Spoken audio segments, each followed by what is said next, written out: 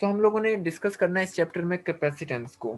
अब पहले हम लोग कैपेसिटर्स को डिस्कस करना है, कैपेसिटेंस को डिस्कस करना है। पहले देख लेते हैं कि ये कैपेसिटर या कैपेसिटेंस होती कहाँ से है, क्यों अराइज होती है, क्यों अहम है ये इलेक्ट्रिसिटी एंड मैग्नेटिज्म में डिस्कस करना।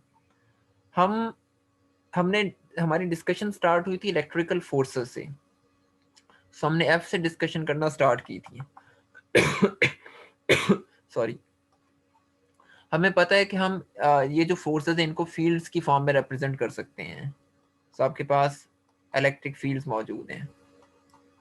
अगर आपके पास इलेक्ट्रिक फील्ड्स मौजूद हैं तो इनके कॉरस्पॉन्डिंग कोई इलेक्ट्रिकल फोर्सेस भी हैं।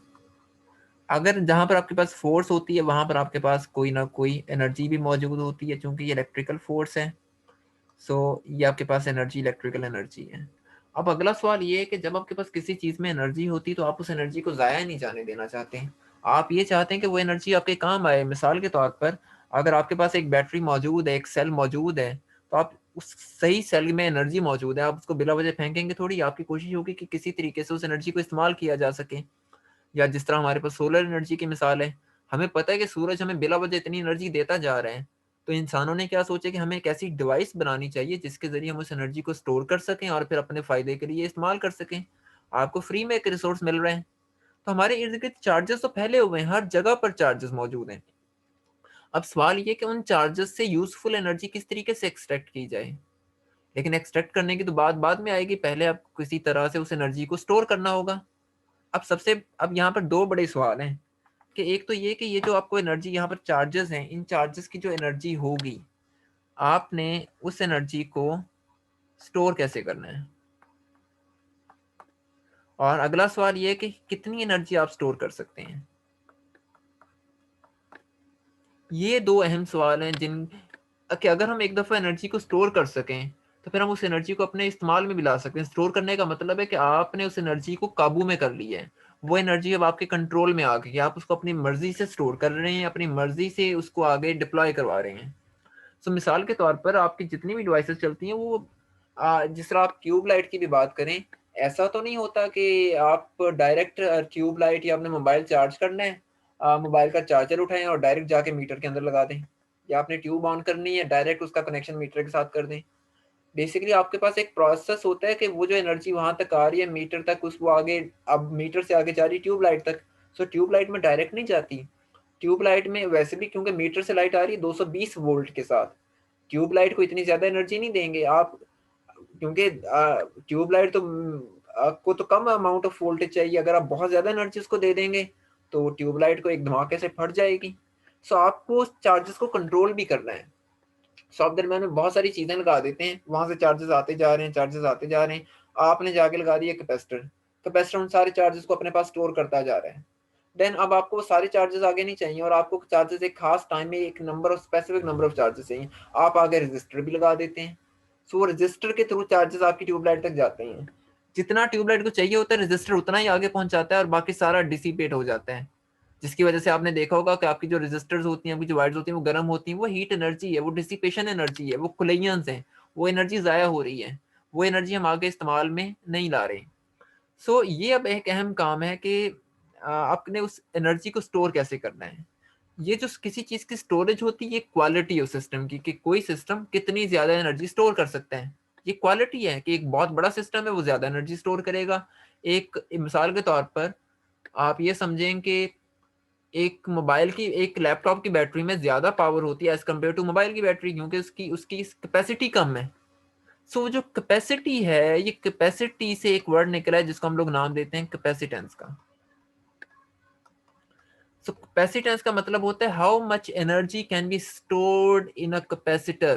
Capacitor is a device which can store charge. So capacitor आपके पास एक डिवाइस है।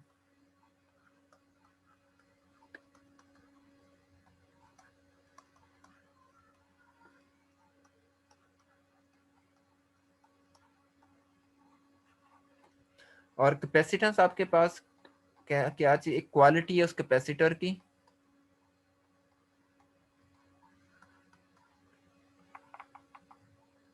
एबिलिटी ऑफ अ कैपेसिटर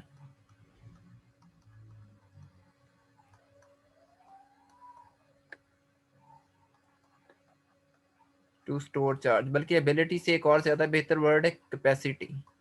उसमें कितने ज़्यादा चार्जेस आ सकते हैं। डेफिनेटली एबिलिटी तो है कैपेसिटर की कि उसका काम ही चार्जेस को स्टोर करवाना है, लेकिन कितना ज़्यादा वो कैपेबल है, वो चीज़ कहलाती है कैपेसिटेंस। सो ये आइडिया है हमारे पास कैपेसिटेंस का, और हमारी पूरी अर्थ भी एज अ कैपेसिटर ही ट्रीट होती है।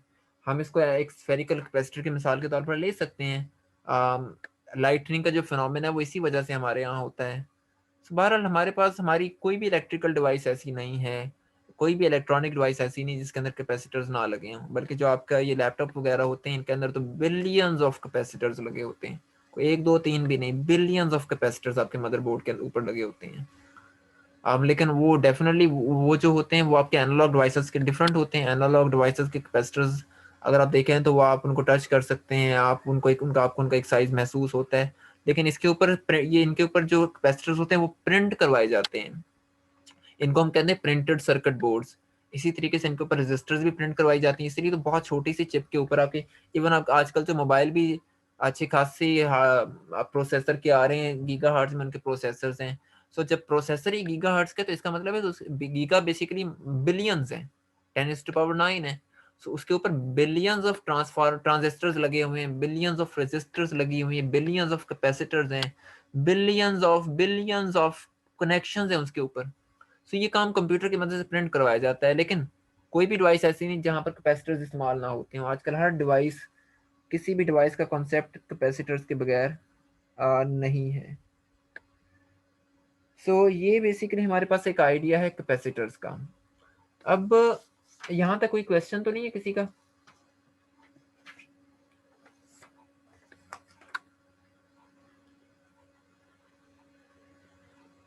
मेरी आवाज आ रही है ना, या मैं ही बोल रहा हूँ, आवाज नहीं आ रही किसी को? ओके ठीक है, ठीक है, ठीक है। सो ये कैपेसिटर्स का आइडिया हमारे पास। अब अगली चीज ये आती है कि फिर आपके पास कैपेसिटर्स किस तरह के साइजेस या शेप्स में हो सकते हैं। कैपेसिटर हर तरह के शेप में बनाया जा सकता है, बस आपको कुछ रिक्वायरमेंट्स होती हैं कैपेसिटर बनाने के लिए हमारी। वो रिक्वायरमेंट्स हम देख लेते हैं कि क्या होनी चाहिए।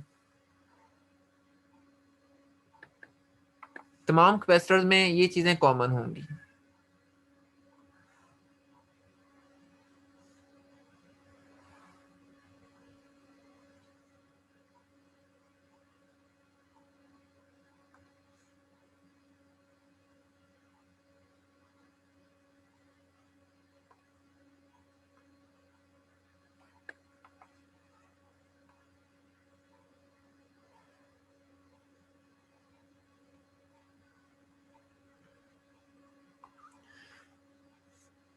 सो आपने दो प्लेट्स लेनी है, कंडक्टिंग प्लेट्स हों, उन्हें किसी बैटरी के साथ कनेक्ट कर देना है।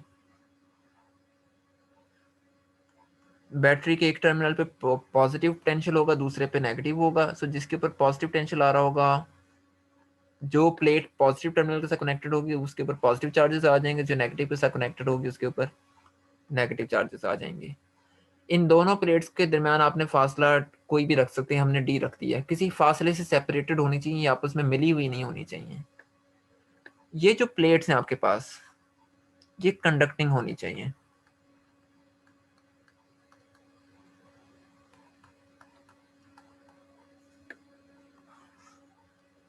अच्छा, लेकिन ये जो दरमियान में इन कैपेसिटर्स के दरमियान में सारा मटेरियल पड़ा हुआ है, जितना भी स्पेस आ रही है, इसके अंदर वैक्यूम है, इसके अंदर कुछ भी हो सकता है। इसके लिए कंडीशन आपके पास ये है कि इससे नॉन कंडक्टिंग होना चाहिए। ये कंडक्टिंग नहीं हो सकता, इसको हम इंसुलेटर भी कहते हैं। यूजुअली इसमें जो कॉमन मटेरियल्स हम लोग यूज़ करते हैं वो एयर होते हैं, आपके पास ग्लास हो सकता है या मीका हो सकता है। ये कॉमन मटेरियल्स हैं। पेपर भी यूज़ किया जा सकता है, उसको पेपर कैपेसिटर कहते हैं। और आमतौर पर जो कैपेसिटर्स हमारी ट्यूबलाइट्स के वगैरह के अंदर लगे होते हैं उनके अंदर पेपर ही लगा होता है, बल्कि कुछ के अंदर तो आपको अखबार के कागज भी नजर आएंगे। बेसिकली वो इंसुलेटर है, आप जो मर्जी यूज करें उससे फर्क ही नहीं पड़ेगा। अब ये आपके पास एक इंतहाई सिंपल सिचुएशन है किसी भी कैपेसिटर की। हर वो कैपेसिटर जिसमें दो कंडक्टिंग प्लेट्स हों, लेकिन उनके दरमियान कोई नॉन कंडक्टिंग मीडियम हो, उन्हें आप किसी बैटरी के साथ कनेक्टेड कर दें, वो कैपेसिटर का काम देंगी। ये सिंपल उसकी कंस्ट्रक्शन है। यहाँ पर एक जो चीज़ अब हम जो चीज़ अब इम्पोर्टेंट है, यहाँ पर हम फार्मूला किस तरीके से डेवलप करेंगे, वो ये कि जितना ज़्यादा आपकी बैटरी का पोटेंशियल होगा, क्या इन प्लेट्स के ऊपर उतने ही ज़्यादा चार्जेस स्टोर होंगे।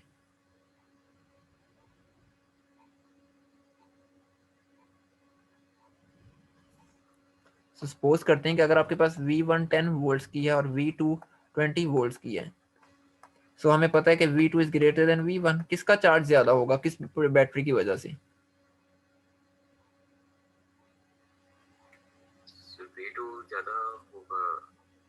तो इसका मतलब है कि V2 की वजह से चार्ज ज़्यादा स्टोर हो रहा है, यानी कि हम कह सकते हैं कि Q is proportional to V।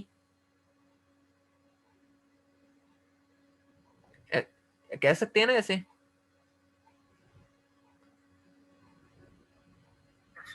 तो जितने ज्यादा चार्जेस इस प्लेट के ऊपर आएंगे, क्या ये इस बात को शो नहीं कर रहा कि कैपेसिटर की कैपेसिटेंस उतनी ही ज्यादा है, इसकी एबिलिटी उतनी ही ज्यादा है चार्जेस को स्टोर करने की।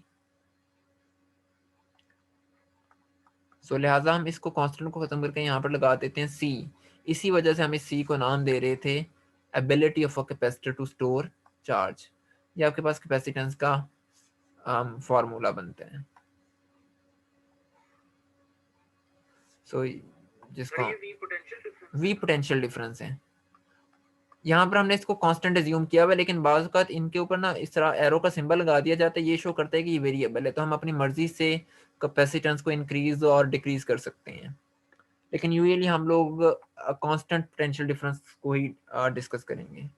सो C is equal to Q by V। C का यूनिट अब आपके पास क्या होगा? चार्ज का यूनिट कूलम्ब है और कूलम्ब पर वोल्ट, तो ये चीज़ बनती है फैरड। आमतौर पर फैरड एक बहुत बड़ा यूनिट होता है, जिसकी वजह से हम आमतौर पर माइक्रो फैरड या नैनो फैरड या पीको फैरड यूज करते हैं। हम यूजली मिली फैरड कैपेसिटर भी नहीं यूज करते रूटीन लाइफ के अंदर। तो ये आपके पास डेफिनेशन है कैपेसिटर की या कैपेसिटेंस की।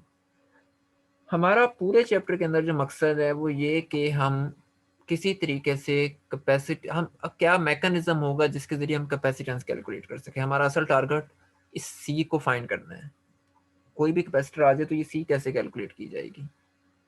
अच्छा, इसमें आपने एक और चीज़ भी जहन में रखनी है, वो ये कि कंडीशन हमारी यहाँ पर भी यही होगी कि Q is equal to plus Q is equal to minus Q। हम चार्जेस की एब्सोल्यूट मैग्नीट्यूड ही कंसीडर करेंगे। यहाँ पर इस Q से मुराद, इसको अगले पेज पे करते हैं।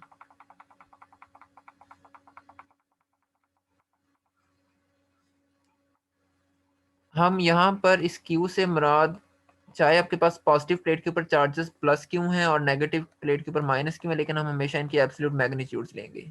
अगर हम ऐसा ना करें तो उसका नुकसान क्या होगा? उसका नुकसान ये होगा कि जो आपके पास नेट चार्ज है वो तो ज़ीरो आएगा। अगर आपके पास नेट चार्ज ज़ीरो हो जाए, फॉर्मूला आपका है Q is equal to C V. अगर Q ज़ीरो आ रहा है, V तो ज़ीरो हो नहीं सकता क्योंकि आपने बैटरी कनेक्ट की हुई है, तो डेफिनेटली C ज़ीरो है। अब ये बात समझ में नहीं आती कि आप चार्जेस भी प्रोवाइड कर रहे हैं, आप बैटरी भी लगाई हुई है और फिर भी चार्जेस स्टोर नहीं हो रहे हैं। सो ये चीज़, इसका मतलब है इस तरह तो आप जो मर्जी कैपेसिटर ले लें और जितनी मर्जी बड़ी बैटरी लगाएं, आपके पास टोटल पोटेंशियल हमें टोटल कैपेसिटेंस हमेशा जीरो आएगी। सो लिहाजा हमने यहीं पर शुरू में एक रूल तय कर लिया है कि ये जो क्यू है ये नेट चार्ज को शो नहीं कर रहा।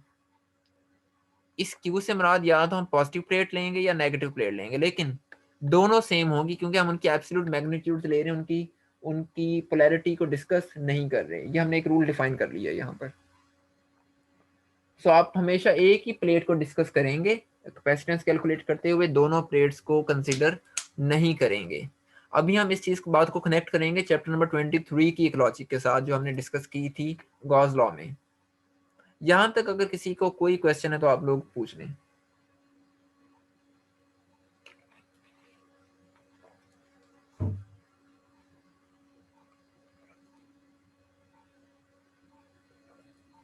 ओके, सो अब हम लोगों ने कैलकुलेट करना है पैरेलल प्लेट कैपेसिटर की कैपेसिटेंस। अच्छा, उससे पहले हम एक मैकेनिज्म डिवाइस करते हैं कि किस तरीके से हम कैपेसिटेंस कैलकुलेट करते हैं। एक 4 स्टेप्स हैं इसके, और हमने एक मैकेनिज्म डेवलप कर लिया है। ये और भी बहुत सारे तरीके हैं, लेकिन हम इसको फॉलो कर रहे हैं क्योंकि इसके जरिए कैपेसिटेंस कैलकुलेट करना आसान हो जाता है। कैलकुलेट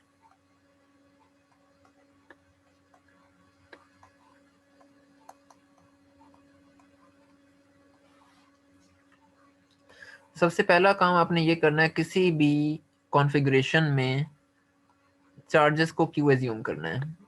एज्यूम चार्ज क्यू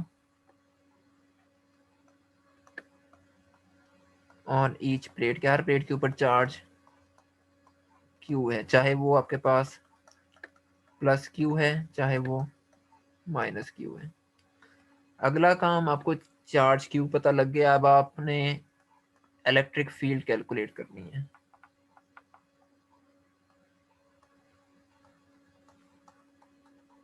बहुत सारे तरीकों से कर सकते हैं, लेकिन हम यूज करेंगे गॉस लॉ को, क्योंकि उसके जरिए कैलकुलेट करना सबसे आसान है।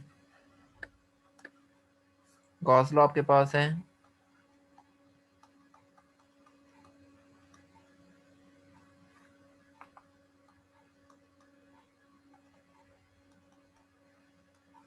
तीसरा काम, जब आपके पास आपने बैटरी भी लगाई हुई है तो आपने इस ई को इस्तेमाल करके आपने वी कैलकुलेट करना है। वी क्या चीज़ है? Potential difference.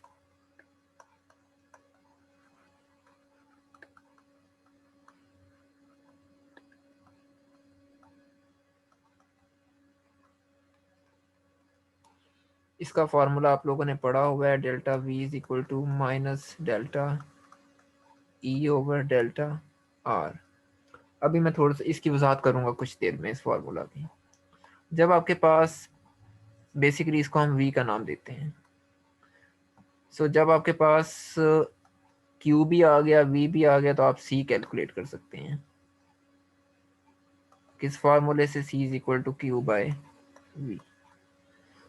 सो असल मकसद यहाँ पर ई और वी को कैलकुलेट करना है। अगर आपने ई और वी कैलकुलेट कर लिया फिर तो कैपेसिटेंस निकालना बिल्कुल बच्चों वाला खेल है। अब हम इस टेक्निक को इम्प्लीमेंट करते हैं पैरेलल प्लेट कैपेसिटर पे और देखते हैं कि क्या रिजल्ट्स आते हैं। हम्म,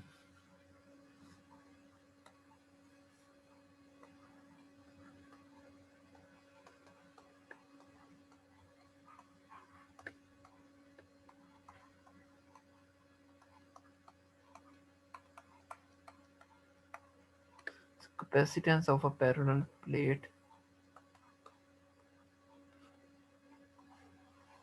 कैपेसिटर।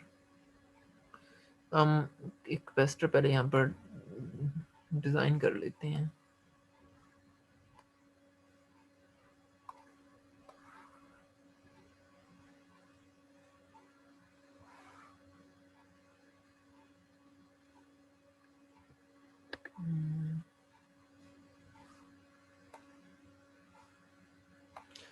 बैटरी में इसके साथ कनेक्ट नहीं कर रहा, लेकिन हमने एज्यूम करना है कि इसके साथ बैटरी कनेक्टेड है, जिसकी वजह से इसके ऊपर चार्जेस आए हैं। सो ये ऑलरेडी एजम्पशन है हमारी, प्री एज्यूम्ड हमने किया हुआ है। सो डेफिनेटली इसके ऊपर चार्जेस जो हैं वो प्लस क्यों हैं, और इसके ऊपर जो चार्जेस हैं वो माइनस क्यों हैं। इलेक्ट्रिक फील्ड की डायरेक्शन आपके पास क्या होगी? वो आपके पास जाएगी इलेक्ट्रिक फील्ड पॉजिटिव से नेगेटिव की तरफ।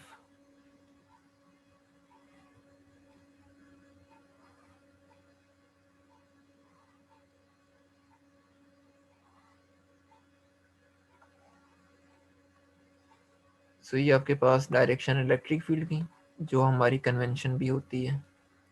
और इनके दरमियान हमने जो डिस्टेंस एज्यूम किया है, वो डिस्टेंस हम लोग ले रहे हैं डी के बराबर। अच्छा, यहाँ पर आपने जब इंटीग्रेशन करनी है, या जब आपने उस इंटीग्रेशन से पहले जब आपने इलेक्ट्रिक फील्ड कंप्यूट करनी है, डेफिनेटली आपको गॉस लॉ यूज करना होगा। अब उसमें आपने जो गॉसियन सरफेस ड्रॉ करनी है वो किसी एक प्लेट के गिर्द ड्रॉ करनी है। तो हम उसको यू कन्वेंशनली पॉजिटिव प्लेट के गिर्द ड्रॉ करेंगे। क्योंकि आपकी प्लेट रेक्टेंगुलर थी, लिहाजा हमने पॉजिटिव प्लेट के गिर्द ही ड्रॉ की है।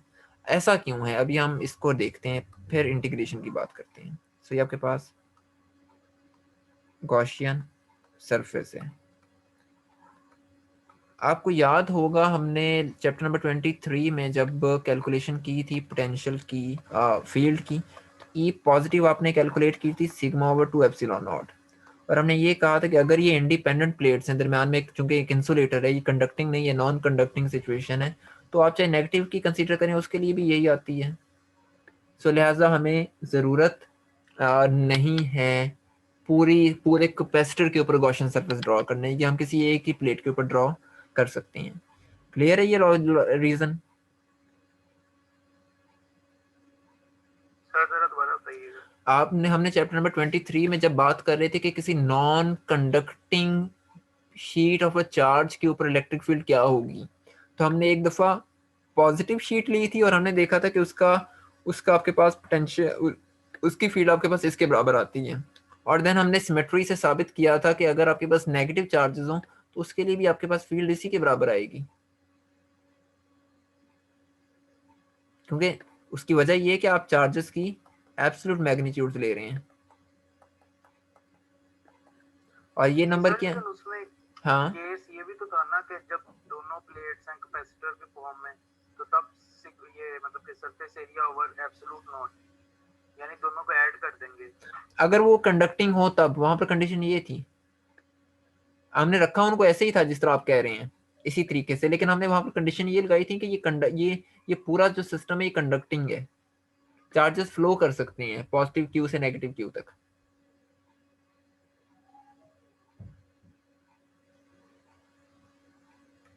सर तो इस केस में हम ये इंडिपेंडेंट प्लेट्स ले रहे हैं। हाँ, हमने इसीलिए तो हमने ये जो मीडियम लिया दरमियान में, जैसे मैंने यहाँ पर बात की थी, ये जो मीडियम है ये नॉन कंडक्टिंग होता है, क्योंकि अगर आप ये कंडक्टिंग करेंगे तो यहाँ से चार्जेस यहाँ पर मूव करना स्टार्ट कर देंगे। अगर चार्जेस फ्लो कर रहे होंगे फिर तो ये चार्ज को स्टोर तो नहीं करेगा, इसमें तो करंट पैदा होना शुरू हो जाएगा, और अगर करंट पैदा हो रहा है तो इसका मतलब है कि चार्जेस तो खर्च हो रहे हैं। ठीक हो गया। सो इसलिए हम एज्यूम ये करते हैं कि ये नॉन कंडक्टिंग है। नॉन कंडक्टिंग के लिए तो हमने कहा था कि अब ये पूरा सिस्टम है तो नॉन कंडक्टिंग के लिए आप चाहे इसको लें चाहे इसको लें बराबर आएगा, चार्जेस फ्लो ही नहीं कर रहे यहाँ पर, तो सिर्फ रखे हुए हैं, स्टोर किए हुए हैं आपने। ये बिल्कुल ऐसी जिस तरह आप बैंक के अंदर चार्जेस को स्टोर कर देते हैं, पैसों को स्टोर कर देते हैं, बैंक से पैसे कहीं खर्च नहीं होते। सो आप चाहे अपने आप ये समझें कि ये बेसिकली आपके मोबाइल फोन की बैंकिंग ऐप है, आप इस यहाँ से कैलकुलेशन करें सारी तो वो भी आएगी, बैंक में जाके उनसे पूछ रहे हैं तो भी वही आएगी, क्योंकि दरमियान में आपका जो कैश है वो फ्लो नहीं कर रहा। Charges is just like cash, आपके चार्जेस फ्लो नहीं कर रहे, दरमियान में कोई ऐसा मीडियम नहीं है कि जो उनको खर्च कर रहा हो। सो आप चाहे यहाँ पर क्वेश्चन ड्रॉ करें तो भी यही आनी है, यहाँ पर ड्रॉ करें तो भी यही आनी है। ये सिर्फ स्टोरेज है और कुछ भी नहीं है। सर इस केस में भी इसकी जो इलेक्ट्रिक फील्ड है वो सरफेस चार्ज एच और एप्सिलॉन नॉट नहीं आएगी। नहीं, सर यहाँ पे एप्सिलॉन जो हमने पिछली दफा ड्राइव किया था जो फॉर्मूला, उसमें एप्सिलॉन नॉट ये जाहिर कर रहा है कि उसके जो मीडियम जो है वो वैक्यूम है। हाँ, तो वहां पर असल में हमने ये कहा था जब सिग्मा ओवर एप्सिलॉन किया था, तो हमने ये कहा था कि अगर वो कंडक्टिंग हो, सर कंडक्टिंग कैसे होगा क्योंकि उसके दरमियान तो वैक्यूम है ना। अब तो आप कंडक्टिंग नहीं ना, इसीलिए तो हमने ये लिखा है कि आप चाहे पॉजिटिव पे निकालें चाहे नेगेटिव पे निकालें, फील्ड तो सेम रहनी है। अच्छा, इसको छोड़, अगर हम इस बात को निकाल भी दें ज़हन से, आप सिर्फ ये देखें कि अगर आपने पॉजिटिव प्लेट के लिए ये निकालनी हो, तो आप ये तो आपने पहले से ज्यूम कर लिया है कि ये कंडीशन है आपकी। सो आपकी फील्ड किसके बराबर आएगी? प्लस क्यू के लिए भी आपकी फील्ड यही नहीं बनेगी, सिग्मा ओवर एप्सिलॉन नॉट, और माइनस क्यू के लिए भी यही नहीं आएगी। फर्क क्या पड़ेगा सिर्फ कि अगर आप यहाँ पर इसका वेक्टर साइन ले लेते हैं, ये बेसिकली आर इसका फंक्शन नहीं होता, यहाँ पर अगर प्लस आर आ रहा है तो यहाँ पर माइनस आर हेट आएगा, और तो कोई फर्क नहीं पड़ेगा।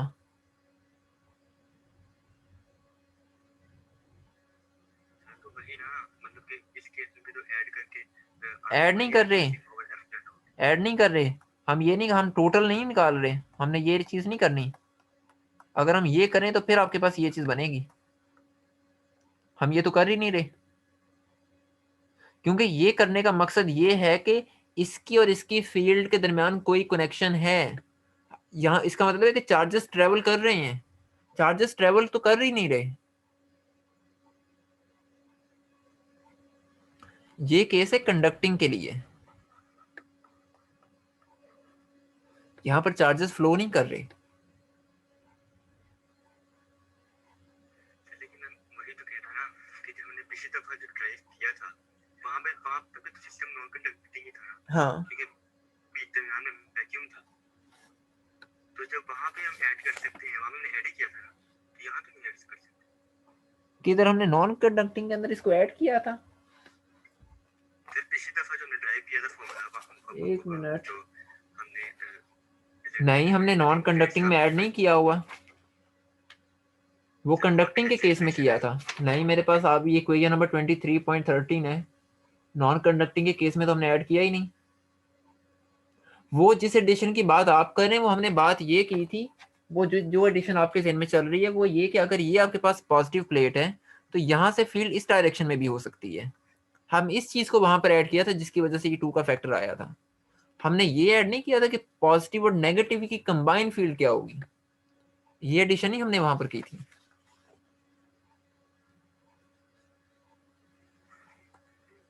हमने ये वो जो जो जो बात आप कहते हैं ना एडिशन की, वो मैंने अभी मेरे सामने वो बुक है, वो इक्वेशन नंबर 23.13 और वहां पर हमने ये चीज लिखी थी ई ए प्लस ई ए।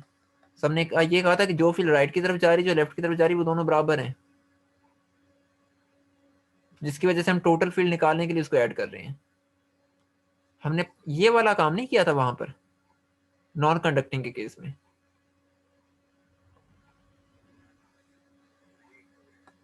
इसको टॉपिक को एक दफा आप देख लीजिएगा, अगर तो इसमें कोई इशू हुआ तो हम डिस्कस कर लेंगे दोबारा, लेकिन आप थोड़ा सा मिक्स कर रहे हैं चीज़ों को, हमने ये बात नहीं की थी। हमने हमने एक ही प्लेट की डिफरेंट डायरेक्शन में जाने वाली फील्ड्स को अलबत्ता लाजमी ऐड किया था, वो तो हमें करना भी पड़ना था क्योंकि क्लोज सरफेस है आपकी। लेकिन हम उनको सुपरपोजिशन उस वक्त तक नहीं निकाल सकते फील्ड्स की जब तक हमें ये क्लियर ना हो जाए कि ये कंडक्टिंग सरफेसेज हैं, और वो हमारी एजम्पशन ही गलत हो जाएगी अगर हम इनको कंडक्टिंग लेंगे। फिर तो चार्जेस फ्लो कर रहे हैं, अगर चार्जेस फ्लो कर रहे हैं तो स्टोर तो नहीं हो रहे, वो तो खर्च हो रहे हैं। सो वो बेसिकली इसका मतलब है कि आपका कैपेसिटर डिस्चार्ज हो रहा है, चार्ज नहीं हो रहा।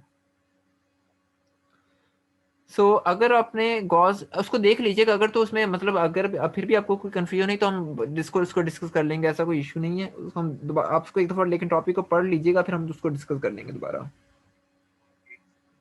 अगर आपने इसकी फील्ड निकालनी है तो गॉस लॉ के according epsilon not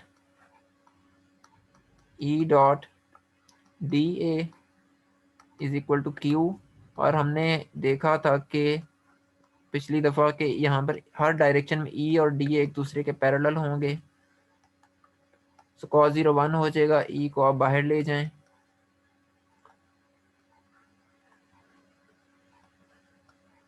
is equal to Q epsilon A E is equal to Q. ये आपके पास चार्ज की वैल्यू आ गई है। अब फील्ड भी हमें पता है, अब हमने इस को इस्तेमाल करके पोटेंशियल निकालना है। पोटेंशियल वाला काम थोड़ा सा ट्रिकी है, उसको हम दोबारा से देखते हैं। पहले हम डिफाइन करते हैं पोटेंशियल की डेफिनेशन क्या है।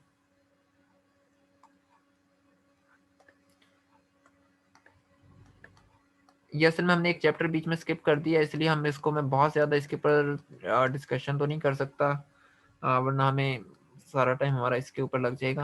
हम पोटेंशियल को डिफाइन इस तरीके से करते हैं।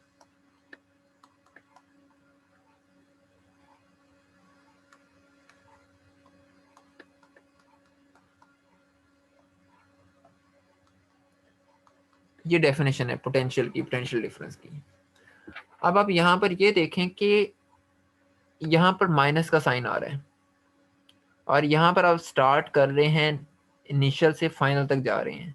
ये माइनस का साइन ये इंडिकेट करता है कि आपको यहाँ जो पोटेंशियल की इंटीग्रेशन करनी है,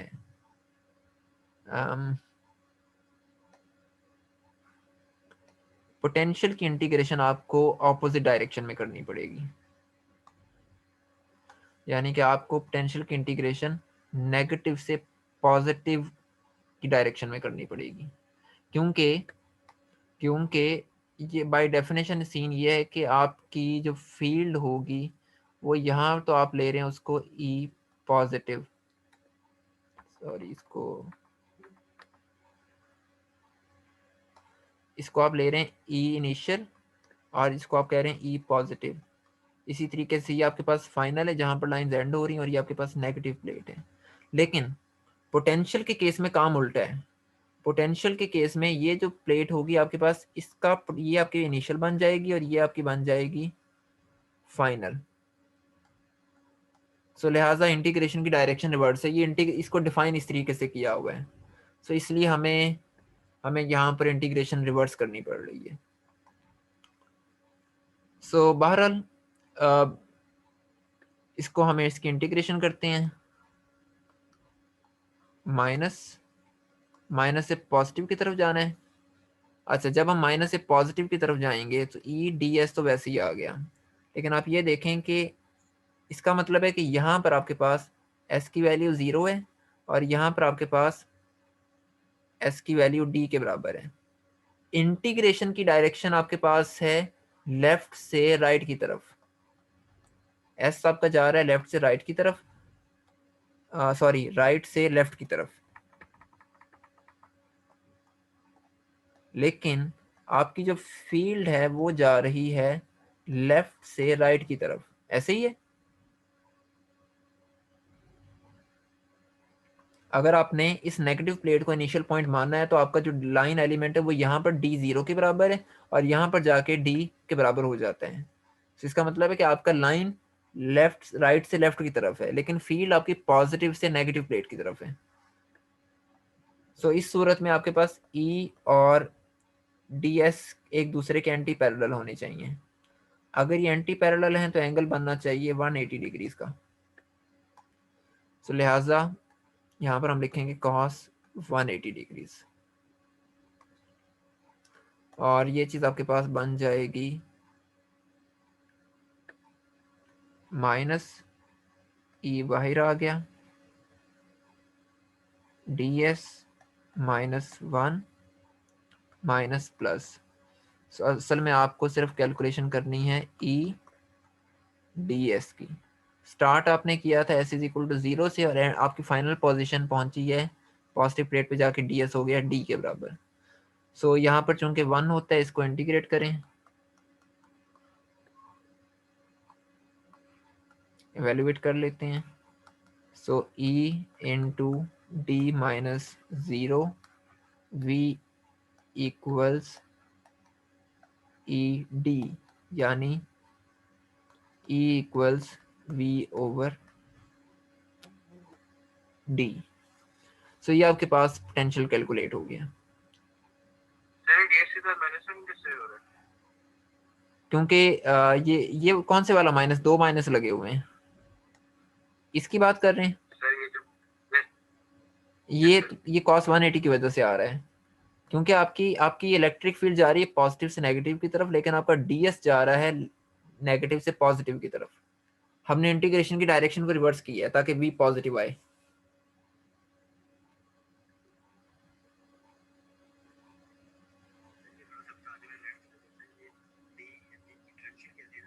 असल में मसला पता क्या है, ये सारा मसला ये इस डेफिनेशन की वजह से आता है। इस डेफिनेशन के अंदर आप इन चीज़ों को तब्दील नहीं कर सकते। ये वाला फैक्टर है ना जो मैंने रेड ओवल के अंदर रखा है, ये डेफिनेशन है, आप इसे तब्दील नहीं कर सकते। अब मसला यहाँ पर ये पैदा होगा कि अगर आपने सी को जो डिफाइन किया हुआ है, सी को आपने डिफाइन किया हुआ है क्यू ओवर वी, ये आपने हमेशा प्लस ही लेना है। अगर मैं इसको माइनस लेता हूँ तो ये तो माइनस ही आएगा आपके पास। अब सी बेसिकली क्या है, एबिलिटी है। एबिलिटी से हमारा नंबर ऑफ चार्जेस हैं, कितने स्टोर हो सकते हैं। क्या किसी चीज की एबिलिटी नेगेटिव हो सकती है? अगर एबिलिटी नेगेटिव है तो क्या वो नंबर ऑफ चार्जेस को स्टोर कर सकता है? तो लिहाजा ये यानी कि ये सिचुएशन रियल लाइफ के साथ कंपेटिबल नहीं है। इस चीज को कंपेटिबल बनाने के लिए हम लोग क्या कर रहे हैं, हम लोग इंटीग्रेशन की डायरेक्शन को रिवर्स कर रहे हैं। आपने इंटीग्रेशन की डायरेक्शन को रिवर्स कर दिया है। तो उसकी वजह से क्या हुआ कि वो इंटीग्रेशन जो आप पहले पॉजिटिव से नेगेटिव की तरफ कर रहे थे, अब आप कर रहे हैं नेगेटिव से पॉजिटिव की तरफ। तो जिसकी वजह से ई और डी एस की डायरेक्शन 180 डिग्री पे आ गई है, और ये माइनस माइनस के साथ खत्म होकर प्लस आ गया है। ये वी को पॉजिटिव बनाने का एक तरीका और कुछ भी नहीं है।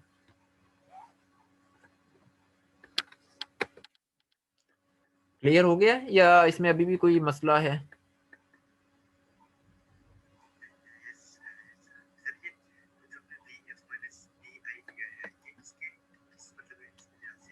ये बेसिकली ये हमने डिफाइन किया हुआ है। असल में मसला सबसे बड़ा जो आ रहा है, हमने एक पूरा चैप्टर स्किप कर दिया है, और जिसकी वजह से ये समझने में इशू आ रहा है। ये जब आपके पास बैटरी के दो पोटेंशियल्स होते हैं ना, तो उनके लिहाज से एक पोटेंशियल डिफाइन किया जाता है। ये नेगेटिव साइड है, ये पॉजिटिव साइड है।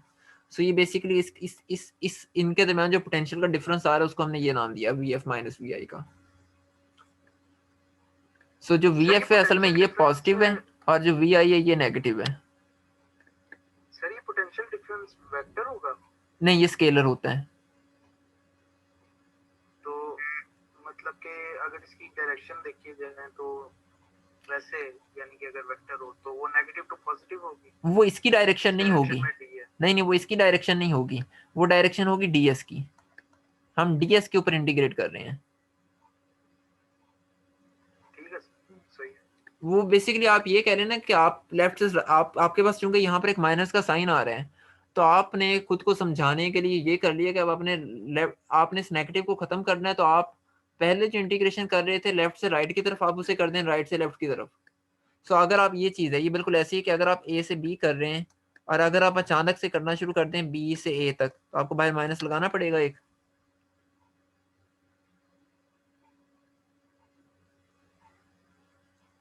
लिमिट से माइनस तो एक ही तरह लगेगा ना? हाँ, तो एक माइनस पहले भी आ रहा है, ये डेफिनेशन की तरफ से आ रहा है, ये डेफिनेशन है इसकी। ये v को डिफाइन असल में नेगेटिव के साइन के साथ किया जाता है, ये रूल है। इसकी बहुत सारी रीजंस हैं जिनको हमने डिस्कस नहीं किया, क्योंकि हमने एक चैप्टर पूरा स्किप किया है।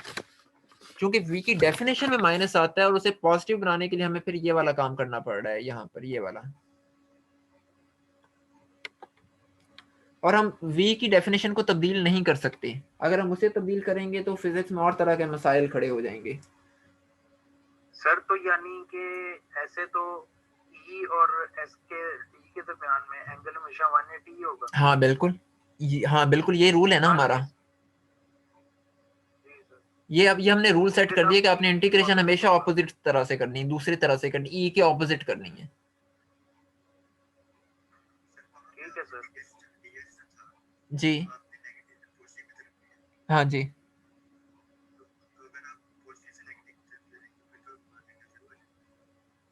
नहीं, फिर क्या बन जाएगा, फिर ये जीरो माइनस डी आ जाएगा, यहाँ पर माइनस का सेम साइन आ जाएगा साथ में, और तो कोई फर्क नहीं पड़ेगा।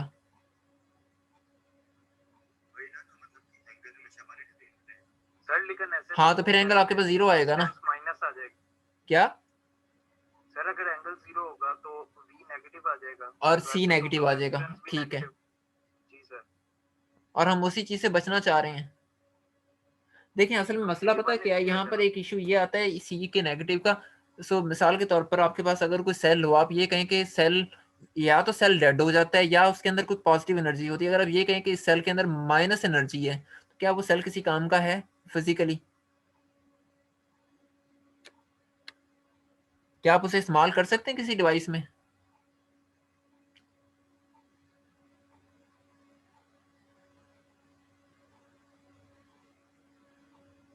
No sir. So, असल में इसको फिजिकली कंपेटिबल बनाने के लिए हमें सारा काम करना पड़ा है। हम वी को पॉजिटिव रख रहे हैं, क्योंकि सी डेफिनेटली जब किसी चीज की एबिलिटी नेगेटिव होगी तो इसका मतलब है वो काम नहीं कर सकता। से जैसे आप बहुत थके हो तो आपके अंदर जो एनर्जी होती है वो बेसिकली कम हो रही होती है, इंक्रीज नहीं हो रही होती। इसी वजह से आप कोई काम नहीं कर सकते। तो अगर हम यहाँ पर कह रहे हैं कि उसकी एबिलिटी मनफी जा रही है, माइनस में जा रही है, फिर वो चार्जेस कैसे स्टोर करेगा?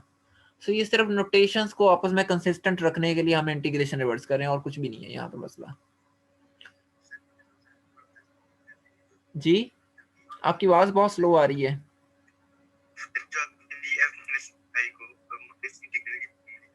सॉरी, दोबारा बताइएगा, आपकी आवाज कट रही है।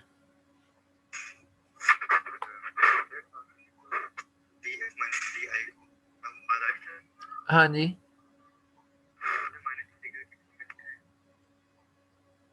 हाँ, आप चाह रहे हैं कि इसको रिवर्स कर दें हम लोग? ये डेफिनेशन है इसकी, ये इसको डिफाइन इस तरीके से किया जाता है कि आपने इसको इस तरीके से डिफाइन करना है। ये असल में इसकी डेफिनेशन को मैं डिस्कस नहीं कर रहा कि डेफिनेशन आई कहाँ से है, हम इसको एज इट इज अज्यूम कर रहे हैं क्योंकि हमने असल में पूरा चैप्टर एक स्किप किया है। So, इस वजह से मैं इस कॉन्सेप्ट को ज़्यादा डिटेल में नहीं डिस्कस कर सकता। हम किसी ट्यूटोरियल में अलबत्ता डिस्कस कर लेंगे। So, इसलिए मैं यहाँ पर इस चीज़ के ऊपर कोई बात ही नहीं कर रहा कि यहाँ पर माइनस का साइन क्यों आता है।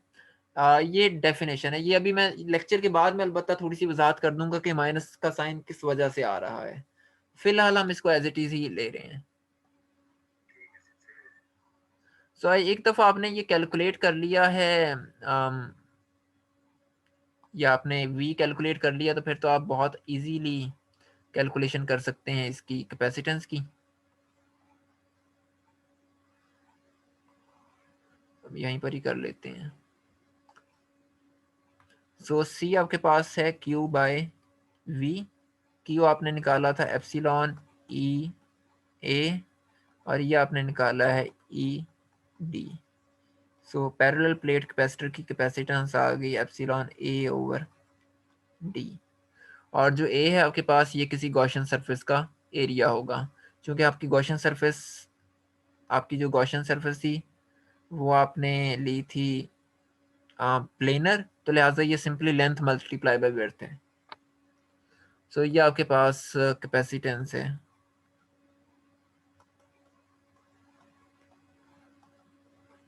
Parallel plate capacitor.